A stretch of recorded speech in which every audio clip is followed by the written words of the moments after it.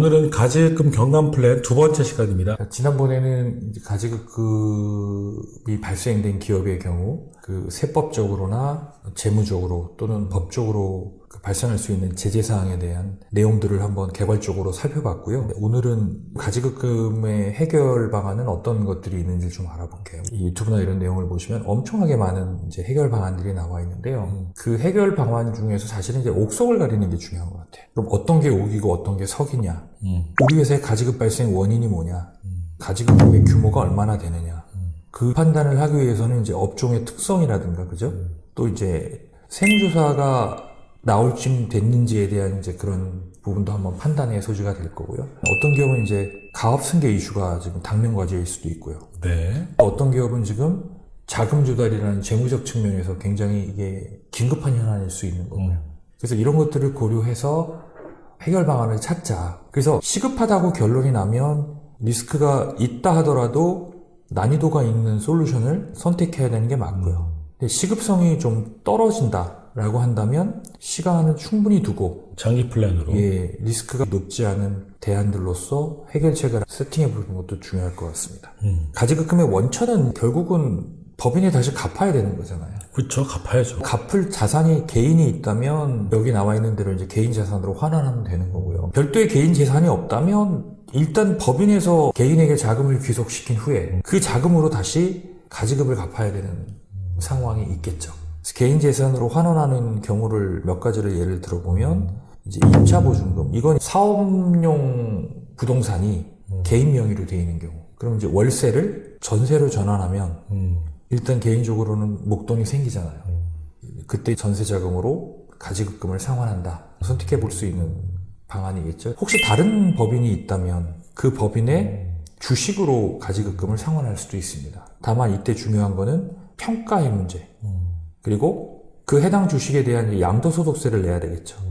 그 다음에 개인 사업차가 있는 분은 그 두 가지 방법을 고민해 볼 필요가 있을 것 같아요. 하나는 개인 기업을 법인 전환 후에 주식 가치가 일정 부분 상승하게 되면 그 주식으로 상환하는 방법이 있을 수 있고요. 아니면은 개인과 법인을 통합시켜 버리는 겁니다. 그럼 이제 어떤 사항이 생길까요? 영업권이라는 게 발생이 되겠죠. 그럼 이 영업권의 무형자산과 가지급금을 상기하는 방법이 있고요. 자, 이 모든 절차에는 세법이 정한 평가 원칙을 지켜야 된다는 전제가 있는 겁니다. 본인 주식을 법인에 매각하는 이제 자기 주식 취득 방법도 있을 수 있고요. 개인의 특허권과 상표권을 매각하는 방법도 있습니다. 특히 이제 이 자기 주식 취득이나 특허권, 상표권 매각의 방법은 과세당국이 주의해서 보는 사항이기 때문에 유지 사항이죠. 실행에 있어서 굉장히 유의해야 될 점이 많다라는 것을 좀 말씀을 드리겠고요. 기타 개인 자산이 있다면 개인 자산을 매각한다. 다만 평가가 관건이다. 고평가하거나 저평가하게 되면 별도의 부당행위 문제가 생겨서 추가적인 세금을 납부할 수 있다는 점을 유념해 두시면 좋을 것 같습니다. 다음으로는 이제 법인 자산을 개인에게 귀속시킨 후에 그 자금을 다시 상환하는 방법이 있겠죠. 이게 제일 많이 사용될 것 같은데요. 네. 그렇죠. 대표적인 건 이제 임원 보수겠죠. 그리고 배당이 있을 거고요. 퇴직금이 있을 거고요. 또 본인 주식을 액면가 균등 소각을 한다.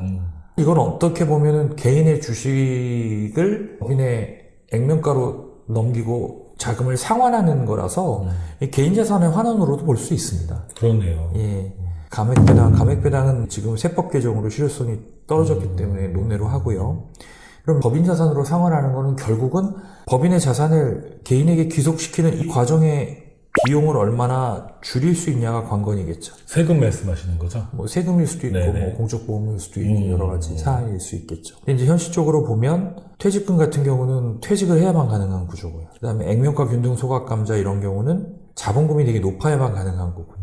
그 다음에 배당으로 인한 효익을 높이려면 균등 배당에 대한 세부담이 적어야 되는 거고, 또 임원 보수 같은 경우도 급여를 무한정으로 올리면 이제 소득세가 급격히 증가한다라는 단점이 있죠. 가지급금의 발생 원인 중에 회계 처리가 잘못돼서 가지급금이 생긴 경우도 많이 있거든요. 이 경우도 많은 것 같아요. 그렇죠. 이런 경우는 이제 회계 오류를 수정해가지고 신고를 해야 되는데, 그때 이제 어떤 문제가 있냐면, 오류를 바로잡는 데는 의미가 있죠. 그런데 과거에 오류가 있는 재무제표로 뭐 예를 들어 대출이나 이런 것들이 발생이 됐다면 이건 이제 은행에 있어서 신뢰도가 많이 떨어지겠죠. 국세청 입장에서도 회계 오류 수정으로 인해서 뭐 경정 청구 이슈나 수정 신고의 이슈가 생길 수도 있을 거고요. 케이스가 많지는 않겠는데요. 그렇죠. 네. 이게 중대한 회계 오류가 발생될 경우에는 회계 오류를 이게 수정을 하는 것 자체가 굉장히 부담이 될 수 있다라는 점을 말씀드리고 싶습니다. 자, 그래서 이제 하나의 사례를 좀 말씀을 드릴까 합니다. 자, 실질적인 여기 가지급금은 한 20억 되는데요. 20억. 예, 회계상의 가지급금은 지금 한 8억 정도 돼 있습니다. 실질상의 20억인데 회계상은 8억이라는 게 무슨 말씀이시죠? 표면적으로는 8억이지만 실질적으로는 20억이다. 이건 무슨 얘기냐면 나머지 12억은 실질은 가지급금인데 회계상으로는 이제 다른 계정광으로 기표가 돼 있다는 거죠. 딴 데다 이렇게 숨겨놨다. 네. 또는 네. 이런 경우 있죠. 네. 연초에 발생을 하고 네네. 연말에 일시 상환하고 또 연초에 발생시키고 연말에 상환하고. 넣었다 뺐다. 예, 그래서 네. 장부상에는 8억밖에 안 나타나 있지만 실질적으로 분식회계 처리가 돼 있거나 연말 연시에 현금 시제로 조정을 할 경우에는 그것도 결국 궁극적으로는 다 가지급금이니까요. 여하튼 지금부터 보시는 건 실제 컨설팅 케이스를 말씀해 주시는 거죠? 네, 그렇습니다. 네네. 네. 그래서 이제 이 케이스 같은 경우는 먼저 비특수관계인 지분을 좀 정리할 필요가 있었어요. 네. 예, 이건 꼭 가지급금하고 연관이 돼 있는 건 아니지만 가지급금을 해결하는 과정에서 지분이동이나 이런 것들이 일어나니까 이 비특수관계인 같은 경우는 제3자잖아요. 네네. 제3자인 경우에는 향후에 법적 문제를 일으킬 소지도 있기 때문에 이번에 기회가 될 때 비특수관계인 지분을 정리를 하는 방향으로 한번 1단계의 목표로 한번 세워보자라고 했고요. 두 번째는 이제 배우자 주식을 가지급금 귀속자인 대표이사에게 증여를 하는 방안을 한번 검토해보자.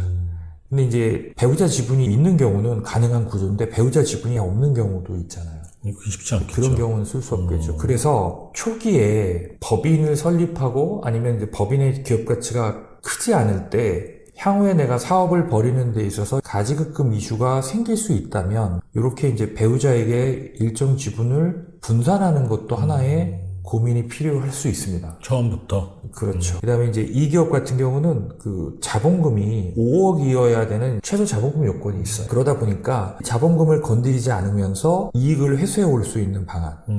그 방안 중에 하나가 이제 액면가로 균등 이익을 소각한다. 쉽게 말씀드리면 자본금은 그대로 놔두고 자본금은 줄어들게 됩니다. 그 대신에 자본금을 줄여주는 거에 대한 대가를 미처분잉여금으로 지급해요. 그게 이제 이익 소각이라고 하죠. 네네네.